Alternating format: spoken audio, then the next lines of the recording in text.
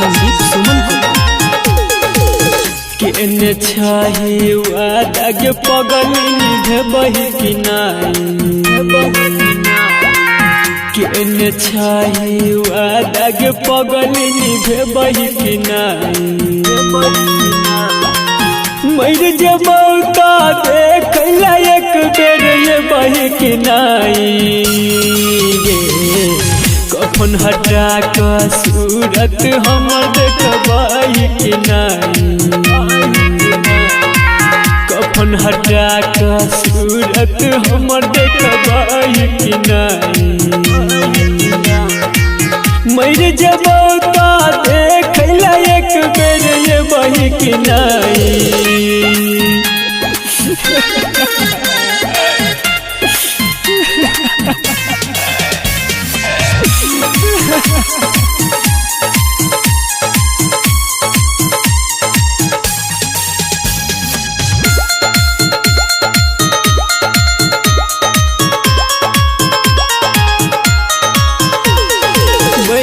केला से अरे पे तोहर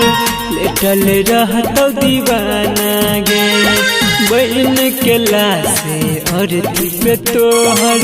लेटल रहतो दीवाना गे कन में जब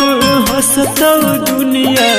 देखतो ई जमाना गे हमरा लाश पाम के पलो फेंकबही कि नाई मर जबौ तो देखला एक बेर ये बही कि नाई गे केने छाही वादा के पगली भेबही कि नाई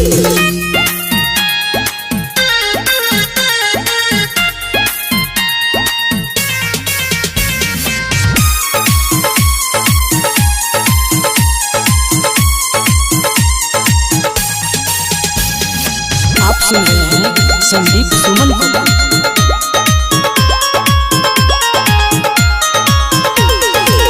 राइटर विकेसी के दिल दुखेलाई कलहिन साचा प्यार राइटर विकेसी के दिल दुखेलाई कलहिन साचा प्यार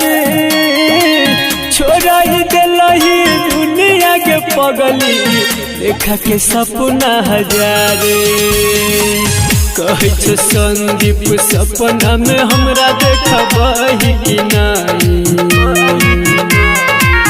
मर जबौ तो देखला एक बेर ये बही कि नाई गे कफन हटा कर सूरत हमर देखबही कि नाई कफन हटा कर सूरत हमर देखबही कि नाई